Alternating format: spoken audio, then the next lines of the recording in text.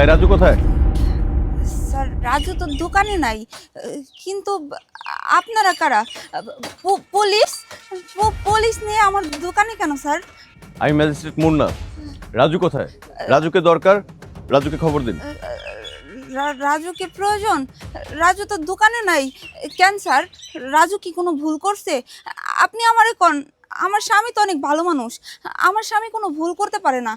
Sir ও কি করছে আমার একটু কোন না। দেখুন, আপনার অযথায় বেশি কথা বলছেন। আপনার কি বলা হয়েছে রাজু কোনো ভুল করেছে? রাজুকে আমাদের দরকার, এজন্য এখানে আসছি। রাজু কোথায় সত্য করে বলুন। স্যার আমি আমি জানি আমার স্বামী কোনো ভুল করে নাই। আপনারা আমার এই দোকান সরাই দিয়েন না। দেখেন, আমি এই দোকান দিয়েই আমাদের সংসার চালাই। আর আমাদের এই দোকানটা যদি সরাই দেন, তাইলে তাইলে আমরা পথে বসে যাবো স্যার। স্যার আপনারা এরকম করেন না স্যার। আমার স্বামী কোনো ভুল করলে আমাদের মাফ করে দিবেন স্যার। দেখুন, আপনি কিন্তু অযথায় অনেক বেশি কথা বলতেছেন। আপনি কিন্তু বলা হয়নি যে আপনাদের দোকান উঠাই দিব। আমরা শুধু এসেছি রাজুকে খুঁজতে। রাজু কোথায় ভালো ভালো বলে দিন। এত কথা বলার সময় নেই। রাজুকে খবর দিন কোথায় আছে, আসতে বলুন। আপনি কিন্তু বেশি কথা বলছেন। রাজু কোথায় সেটা বলুন। রাজু আসলে 13 নম্বর সেক্টরে ম্যাজিস্ট্রেট অফিসে দেখা করতে বলবেন। স্যার দয়া করে আপনারা এরকম করবেন না। আমার স্বামী খুব সরল সোজা মানুষ। ও এত প্যাচগোছ বোঝে না। স্যার ও এইসব ঝামেলার মধ্যে জড়াইতে চায় না স্যার। ও এইসব ঝামেলার মধ্যে পড়বে না। ও এইসব ঝামেলার মধ্যে যাবে না স্যার। দেখুন, এখানে কোনো ঝামেলা নেই। আপনি যা বলছেন সেটা একটা ভিত্তিহীন। রাজুর সঙ্গে আমাদের বড় একটা হিসাব আছে। এই হিসাবটা না মেলা পর্যন্ত অফিসের কোনো কাজে মন দিয়ে করতে পারতেছি না। তাছাড়া রাজুকে অনেকবার খবর দেওয়া হয়েছে, লোক পাঠানো হয়েছে, রাজু যায়নি। কেন যায়নি? হ্যাঁ, নিশ্চয় কোনো সমস্যা আছে। এইবার আপনি ভালো করে রাজুকে বুঝিয়ে বলবেন ও যেন ম্যাজিস্ট্রেট অফিসে যায়। আর রাজু আসলে বলবেন ম্যাজিস্ট্রেট মুন্না এসেছিল এখানে। পুলিশ অফিসার, আপনি আসবেন। আসবার পর যদি রাজু না যায়, তাহলে পিঠ মোড়া দিয়ে বেঁধে ম্যাজিস্ট্রেট অফিসে নিয়ে যাবেন। আর এই যে আপনাকে বলছি, আপনি কোনো চিন্তা করবেন না। শুধু একটা কাজ করবেন, সে কাজটা হচ্ছে আপনাকে রাজুকে ভালো করে বুঝিয়ে শুনিয়ে ম্যাজিস্ট্রেট অফিসে পাঠিয়ে দিবেন। আর যদি সে না যায়, তাহলে অনেক বড় একটা ঝামেলা হয়ে যাবে, বুঝতে তো পারছেন। তখন পুলিশের লোক এসে আপনার স্বামীকে পিঠ মোড়া দিয়ে বেঁধে ম্যাজিস্ট্রেট অফিসে নিয়ে যাবে। তখন কিন্তু আর কোনো ছাড় পাবেন না। কথাটা মনে রাখবেন। স্যার মনে তো রাখবই, কিন্তু আমার না ভয় হচ্ছে। আপনারা বারবার বলছেন আমার স্বামীকে আপনাদের অফিসে যেতে। স্যার আমি আমার স্বামীরে যেভাবে হোক বোঝায় আপনাদের অফিসে পাঠাবো, কিন্তু আমার স্বামীর সাথে আপনারা খারাপ কিছু করবেন না স্যার। স্যার আমরা দুই স্বামী স্ত্রী অনেক কষ্ট করে এই দোকানটা দাঁড় করাইছি। এই দোকান দিয়ে আমাদের সংসার চলে। রাজুর সাথে যখন আমার বিয়ে হয়, তখন রাজুর কিচ্ছু ছিল না। আমরা খুব কষ্ট করে অনেক পরিশ্রম করে এই একটা দোকান দাঁড় করাইছি। এই দোকানটা দিয়ে আমাদের সংসার চলে। স্যার আমার ঘরে ছোট ছোট দুইটা পোলাপাইন আছে। যদি আমার স্বামীর কিছু হয়ে যায় স্যার, তাহলে তো আমি আমার সন্তানদের নিয়ে রাস্তায় বসবো স্যার। স্যার দোহাই লাগে আপনার, আমার স্বামী যদি কোনো ভুল করে থাকে বা আমরা যদি কোনো ভুল করে থাকি, তাহলে আপনারা মাফ করে দিবেন। আমার স্বামীর সাথে প্লিজ খারাপ কিছু করবেন না স্যার। আমার স্বামীর যদি কিছু হয়ে যায়, তাহলে তাহলে আমরা কোথায় যাব স্যার? এই দুনিয়াতে আমার স্বামী আর দুইটা সন্তান ছাড়া আমার আর কেউ নাই স্যার। স্যার স্যার দয়া করে আপনারা আমার স্বামীর সাথে কিছু করবেন না, কোনো খারাপ করবেন না স্যার। রাজু আসলে আমি ওরে বুঝায় শুনে আপনাদের অফিসে পাঠাবো স্যার। স্যার আপনারা আমার স্বামীর মাফ করে দিয়েন। ও যদি কোনো ভুল করে থাকে, কোনো অন্যায় করে থাকে, আমি জানি আমার স্বামী খুব ভালো মানুষ, সে কোনো ভুল করতে পারে না, কোনো অন্যায় করতে পারে না। তারপরে আমি রিকোয়েস্ট করতেছি স্যার, আমার স্বামী যদি কোনো ভুল করে তাহলে ওরে মাফ করে দিয়েন। আচ্ছা ঠিক আছে, আপনি শুধু রাজুকে পাঠিয়ে দিবেন, মনে থাকবে? আচ্ছা ঠিক আছে স্যার। অফিসার চলুন। আল্লাহ, এরা কি হইলো? জানি না কারা এরা, কিসের জন্য আমার স্বামীকে খুঁজতেছে। আমার স্বামী কি এমন ভুল করছে আমি কিচ্ছু বুঝতে পারতেছি না।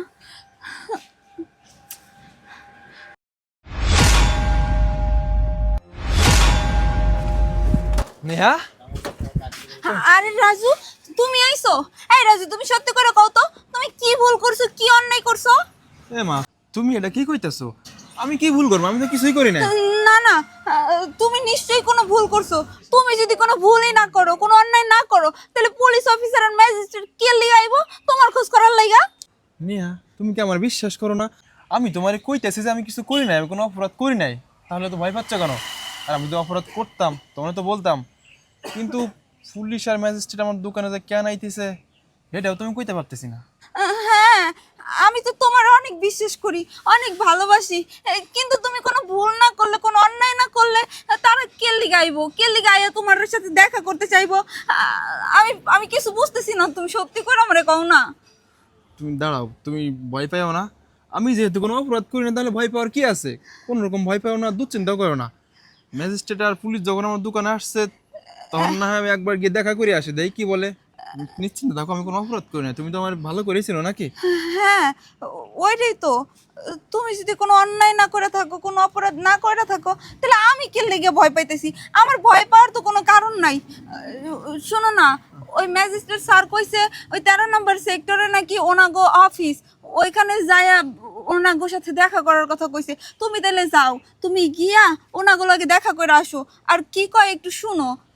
ঠিক আছে, তাহলে আমি যাইতেছি। তুমি দোকানে থাকো, কিন্তু আর কোনো রকম দুশ্চিন্তা করো না, ঠিক আছে? আচ্ছা, শোনো না, আমার না ভয় করতেছে। আমি কি যাবো তোমার লাগে? আরে বাবা, বললাম না আমি তো কিছু করি নাই, তাহলে কেন দুশ্চিন্তা করবা?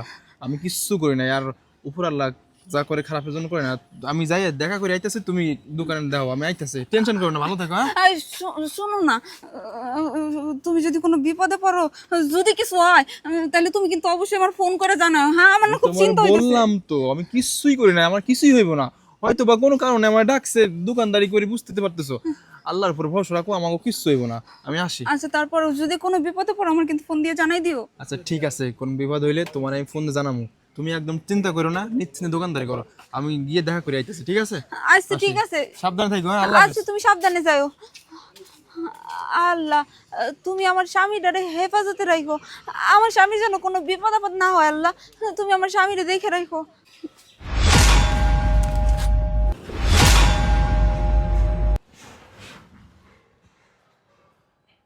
স্যার, আসসালামু আলাইকুম স্যার। ওয়ালাইকুম আসসালাম। স্যার, আমি কি কোনো অপরাধ করছি স্যার, বা কোনো অন্যায় করছি যার জন্য আপনারা আমার দোকানে গিয়েছিলেন? তোমাকে তো বলা হয়নি যে তুমি কোনো অন্যায় করেছো, অপরাধ করেছো। স্যার, তা না হলে আপনারা এত বড় বড় লোক স্যার আমার দোকানে কেন গিয়েছিলেন স্যার? কেন, তোমার দোকানে কি কোনো বড় মাপের মানুষ যাওয়ার অধিকার রাখে না, যেতে পারে না? না স্যার, আসলে তেমন কিছু না, যেতে পারে। কিন্তু স্যার, আপনারা এত বড় বড় লোক আমার দোকানে যখন গেছিলেন, নিশ্চয়ই আমার দোকানটা উচ্ছেদ করার জন্য গেছিলেন। স্যার, বিশ্বাস করেন স্যার, ওই দোকানটা আমি আর আমার বউ মিলা অনেক কষ্ট করে দাঁড় করাইছি। আমার 2টা বাচ্চা আছে স্যার। আমার যদি দোকানটা আপনি উচ্ছেদ করে দেন, আমগো আর কোনো অস্তিত্ব থাকবো না স্যার। আমাকে রাস্তায় নামতে হবো, আমাকে ভিক্ষা করে খাইতে হবো স্যার। দয়া করে আপনি আমগো দোকানটা উচ্ছেদ করেন না স্যার। আমগো অনেক বড় সমস্যা হয়ে যাবো। আমার বউ, আমার বাচ্চা কাচ্চারা আমি কি খাওয়াবো কোন স্যার? না খেয়ে দেবে মরতে হবো স্যার। আর আমি আমি যদি সত্যি কোনো অন্যায় বা কোনো ভুল করে থাকি স্যার, আপনি আমার কোন আজকের পর থেকে সেই ভুল কখনোই করবো না, কোনো অন্যায় কাজ করবো না স্যার। আপনার কথা অনুযায়ী সব কিছু মাইনা চলবো। আপনি আমার কোন স্যার, তবু দয়া করে আপনি আমাকে দোকানটা উচ্ছেদ করেন না স্যার। আচ্ছা, তুমি বারবার উচ্ছেদ করার কথা কেন বলছো? এমনও তো হতে পারে যে তোমার উপকার করার জন্যই আমরা ওখানে গিয়েছিলাম। স্যার, এটা আপনি কি কইতাছেন? উপকার? এই পৃথিবীতে উপর আল্লাহ ছাড়া আমগো দিত আর কেউ নাই। আর আপনি বলছেন আমগো উপকার? কে করবে আমগো উপকার স্যার, কোন তো একবার? এটা স্যার আপনার ভুল ধারণা। না, এটা আমার কোনো ভুল ধারণা না। তোমার জন্য মার্কেটে একটা দোকান আর ব্যয়বহুল একটা ফ্ল্যাট বরাদ্দ করা হয়েছে। আজকের থেকে তুমি ফ্ল্যাট এবং দোকানের মালিক। কি খুশি তো? স্যার, এটা আপনি কি কইতেছেন? মার্কেটে বড় দোকান, আবার বড় ফ্ল্যাট, এটা আমার নামে বরাদ্দ করা হয়েছে? স্যার, আপনি মনে হয় নিশ্চয়ই আমার সঙ্গে মজা করতেছেন।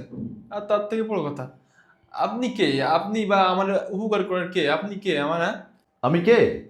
আচ্ছা ঠিক আছে, তাহলে দেখ আমি কে। কিরে শালা, তুই আমাকে চিনতে পারছিস না? আমি তোর বন্ধু মুন্না। আরে ছোটবেলা থেকে একসঙ্গে লেখাপড়া করেছি, তারপর বাবা আমাকে লেখাপড়া করার জন্য বিদেশ পাঠিয়ে দিয়েছিল। বিদেশ থেকে ফিরে এসে তোর বন্ধু মুন্না ম্যাজিস্ট্রেট। ও বন্ধু, তুই এবার চিনতে পারছি, তুই সে মুন্না? বাবারে বন্ধু, তুই এত বড় অফিসার হয়েছিস, আমি কেমনে চিনি তোরে বল? তোর তো পুরো সিনার কায়দায় নাই। আমার বন্ধু মুন্না ম্যাজিস্ট্রেট হয়েছে, আমি হঠাৎ করে কেমনে চিনি? তুই ক। আরে থাম থাম থাম, এত খুশি হোস নে। আচ্ছা, তুই একটা কথা বলতো, তুই তো আমাদের কলেজের ফার্স্ট টপার ছিলি। তোর তো অনেক ভালো একটা চাকরি করার কথা, অথচ তুই রাস্তায় টং দোকান করছিস। কারণটা কি? হ্যাঁ, আর তাছাড়া আমি একটা জিনিস ভেবে অবাক হচ্ছি, তুই একটা বারের জন্য কি তুই বাইরে যাবার পর আমার খবর নিসনি? হ্যাঁ, আবার দেশে আসিস তারপরে কখনো খবর নিসনি। কিন্তু আমি খুব কষ্ট পাচ্ছি এই ভেবে, যে মানুষটা টিফিনের সময় আমাকে ছাড়া খাবার খেত না, যে মানুষটা ছুটির পর আমার সঙ্গে দেখা না করে বাড়িতে যেত না, সেই মানুষটা কি করে এত বছর ধরে একা একা থাকলো আমাকে না দেখে, আমার সঙ্গে কথা না বলে? বন্ধু, সেটা তুই ঠিকই বলছিস, কিন্তু তুই হয়তো জানিস না যে তুই বিদেশ যাওয়ার পরে আমার জীবনে কি কি ঘটে গেছে। তুই তো খুব ভালো করে জানতিস যে আমার ফ্যামিলি খুব দরিদ্র ছিল। এইভাবে হঠাৎ করে আমার বাবা একদিন মারা যায়। আর বাবা মারা যাওয়ার কিছুদিন পরেই আমার লেখাপড়াটা আমি আর কন্টিনিউ করতে পারি না। আমি অনেক জায়গায় অনেক কাজ করছি, রাজমিস্ত্রির কাজ করছি, মানুষের ক্ষেত খামারে কাজ করছি, করে মায়ের চিকিৎসাটা চালাইছি। কিন্তু আফসোস, এই করতে করতে মাও একদিন আমাকে ছেড়ে চলে যায়, আমি একা হয়ে যাই। এই পৃথিবীতে আমার আর কেউ থাকে না। কিন্তু বন্ধু, তার পাশাপাশি আমি একটা মেয়েকে খুব পছন্দ করতাম, ভালোবাসতাম। যখন দেখি আমি একা হয়ে গেছি, তখন আর কি করব, ওই মেয়েটাকে বিয়ে করে ফেলি। আর ভাগ্যগুণে মেয়েটা অনেক ভালো, মেয়েটাকে আমি যা বলি তাই শোনে। তুই জানিস না বন্ধু, বিয়ের পর আমার কিছুই ছিল না, আমি কি করব, কি খাবো, কোথায় থাকবো, কোনো দিক নির্দেশনা ছিল না। কিন্তু ওই মেয়েটা, মানে তোর ভাবি আর আমি দুজন মিলে অনেক কষ্ট করে, অনেক পরিশ্রম করে রাস্তার পাশে ছোট্ট একটা টং দোকান দিই। আমাদের এমনও দিন গেছে বন্ধু, ডাল ভাত খেয়ে আমাদের জীবন চলে গেছে। তবুও আমার বউ না আমাকে ছেড়ে যায়নি, আমাকে সবসময় সাপোর্ট করছে, ভালোবাসছে, আমাকে সান্ত্বনা দিচ্ছে যে না, আজ না হোক কাল একদিন না একদিন ঠিকই আমাদের সুখ ফিরবে, আমাদের পরিবারের ভালোবাসা ফিরবে। এই করতে করতে মনে কর 2-3 বছর পার হয়ে গেল। এক পর্যায়ে আমাদের সন্তান হলো। বর্তমানে আমার 2টা সন্তান আছে, একটা ছেলে একটা মেয়ে। এই সন্তানদের নিয়ে আর তোর ভাবিকে নিয়ে চলছি কোনোরকম, আলহামদুলিল্লাহ ডাল ভাত খেয়ে বেঁচে আছি। কিন্তু বন্ধু, আমি একটা কথা বুঝতেছি না, বর্তমান জামানটা না উল্টে গেছে। দেখ, তুই দেখ, মানে কেউ যদি বড় হয়ে যায় হঠাৎ করে, সে কিন্তু তার পিছনের কথাগুলো, আগের দিনের কথাগুলো মনে রাখে না। কিন্তু তুই বন্ধু আমার, আমার জন্য এত কিছু করছিস। তুই তুই বিদেশ থেকে ডাইরেক্ট দেশে এসে আমাকে খোঁজ নিছিস, নিজ থেকে আমার দোকানে গেছিস, আমার আমার জন্য তুই ফ্ল্যাট বরাদ্দ করছিস, বাড়ি বরাদ্দ করছিস, মানে এত কিছু আমি না বিশ্বাস করতে পারছি না। তুই বন্ধু মানুষটা আগের মতোই আছিস, আমাকে মনে রাখছিস এত বড় হওয়ার পরেও। জিনিসটা না সত্যি নিতে পারছিস না তুই আমার বন্ধু, মানে কি বলবো আর, আমার কিছু বলার নাই। কি বলছিস তুই? তোকে কেন ভুলে যাব? হ্যাঁ শোন, তুই আমার ছোটবেলার বন্ধু, হ্যাঁ একদম কলিজার বন্ধু, তোকে কি করে ভুলে যাই? আমি বিদেশ থেকে আসবার পরে তোকে অনেক খোঁজাখুঁজি করেছি, কোথাও পাইনি। হ্যাঁ, তারপর শুনলাম তুই একটা টং দোকান দিয়েছিস, কিন্তু আমি কিভাবে তোর সামনে দাঁড়াই? এই জন্য আমি পুলিশকে নিয়ে গিয়েছিলাম তোর দোকানে, যে দেখলাম তুই নেই।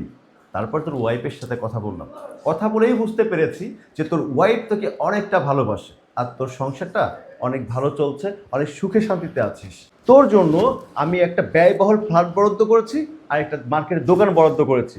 শোন, আমার বন্ধু হয়ে তুই ওখানে থাকতে পারিস না, তুই কিন্তু না করতে পারবি না। শালা, আমি তো ছোটবেলার বন্ধু, তারা মজা দেখাচ্ছি তোকে। আরে শালা, এত লজ্জা পাবার কিছু নেই। হ্যাঁ, আমার যেখানে তুই তো একই কাজ করতিস না? এই যে তোর নতুন ফ্ল্যাটের চাবি, কি খুশি তো? বন্ধু, তুই তুই আজকে যে কাজটা করলি না বন্ধু, বিশ্বাস কর আমি তোর কাছে সারা জীবন ঋণী হয়ে থাকবো বন্ধু। এই কথা বলে আমাকে ছোট করবি না, হ্যাঁ? আয় তো বুকে আয়, আরে বুকে আয় না।